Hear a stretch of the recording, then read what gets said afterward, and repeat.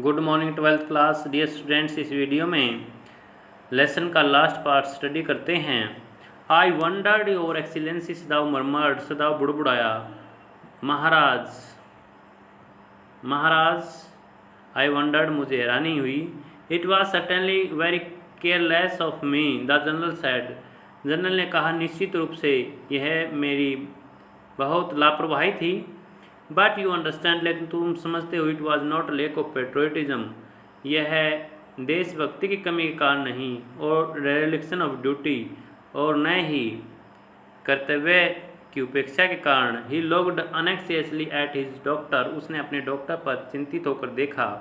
If the matter should come out, यदि इस मामले का पता चल जाए, यू वुड अंडरस्टैंड, तुम समझते हो, दैट वुडंट यू, क्या तुम नहीं समझते, क्या होगा। सर्टेनली योर एक्सीलेंसी, सदाव सेड, सदाव ने कहा, हाँ महाराज, निश्चित रूप से। ही सडनली कॉम्प्रीहेंडेड, वह एकदम समझ गया, that the general was in palm of his hand, कि जनरल उसके हाथ की हथेली में था। And that as a consequence, और फिर ये भी समझ गया कि परिणाम स्वरूप he himself was perfectly safe, अब वह स्वयं पूरी तरह से सुरक्षित था। I can swear to your loyalty, Excellency, he said to the old general, and to your zeal against the enemy. enemy दुश्मन, zeal खुशी। उसने बूढ़े जनरल से कहा, महाराज, मैं आपकी वफादारी की कसम खा सकता हूँ और दुश्मन के प्रति आपकी के उत्साह की कसम खा सकता हूँ। You are a good man, the general murmured, general बुड़बुड़ाया, तुम एक भले आदमी हो। एंड क्लोज हिज आइज, और उसने अपनी आंखें बंद कर ली। यू विल बी रिवार्डेड, तुम्हें इनाम दिया जाएगा। But Sadao searching the spot of black in the twilighted sea, that night had his reward, परंतु सदाव चांदनी रोशनी के सागर में उस रात को दूर तक काले बिंदु को खोज रहा था। अब उसके पास उसका पुरस्कार था, वही उसका पुरस्कार था। There was no prick of light in the dusk, संध्या में रोशनी का कोई निशान तक नहीं था। No one was on the island, और कोई भी टापू पर नहीं था। हिज प्रिजनर वॉज गॉन, उसका कैदी जा चुका था। सेफ, सुरक्षित जा चुका था। डाउटलेस, निसंदेह जा चुका था।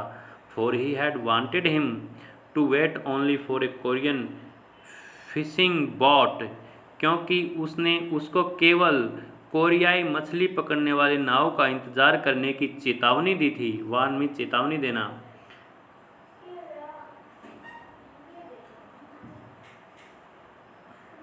He stood for a moment on the veranda gazing out to the sea from whence the young man had come that other night.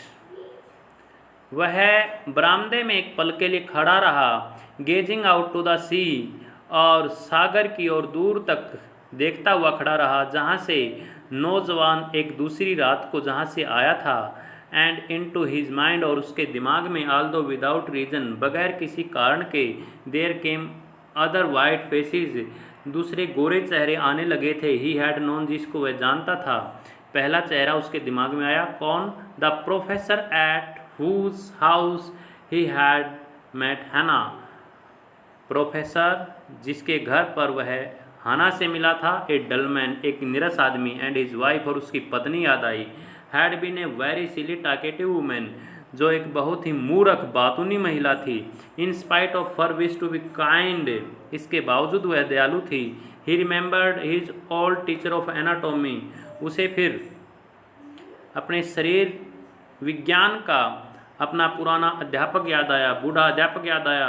Who had been so insistent on mercy with the knife, जो चाकू के साथ दया के भाव पर जिद करता रहता था। And then he remember the face of his fat and certainly landlady, और फिर उसे उसकी मोटी और झगड़ालू मकान मालकिन का चेहरा याद आया।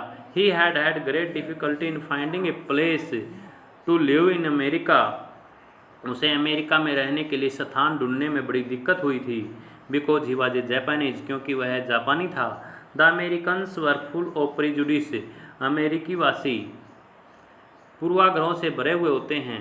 And it had been better to live in it, और वहाँ रहना बड़ा ही असहज था। नोइंग हिमसेल्फ देयर सुपीरियर, अपने आप को वे ज़्यादा श्रेष्ठतर समझते हैं।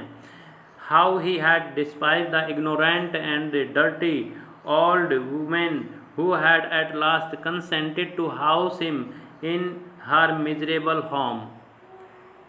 मिजरेबल मीन दयनीय, कंसेंट राजी होना, फिर उसे घृणा हुई उस अज्ञानी गंदी बूढ़ी महिला से कि जो अंततः उसको अपने दयनीय घर में रखने के लिए आखिरकार राजी हो गई थी, मान गई थी।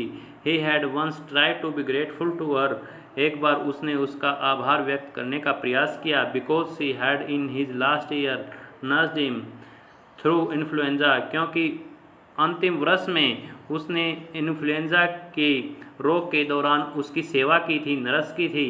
बट इट वॉज डिफ़िकल्ट, लेकिन आभार व्यक्त करना मुश्किल था। For she was no less repulsive to him in her kindness, क्योंकि वह उसकी दयालुता में भी उसके लिए बहुत ज़्यादा नफरत वाली थी, उससे वह नफरत करता था।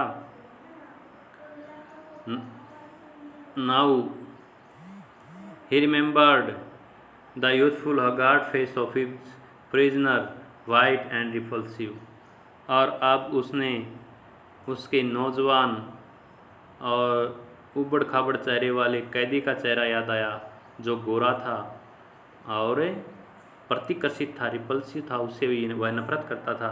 स्ट्रेंज ही थॉट, वह सोचने लगा, विचित्र, आई वंडर, मुझे हैरानी होती है, why I could not kill him, कि मैंने उसको क्यों नहीं मारा। डियर स्टूडेंट्स, ये था आपका लेसन द एनिमी जो फिनिश हुआ। आई होप आपको बड़े अच्छे से समझ में आया होगा। आप कमेंट करके बताइए आपको कैसा लगा।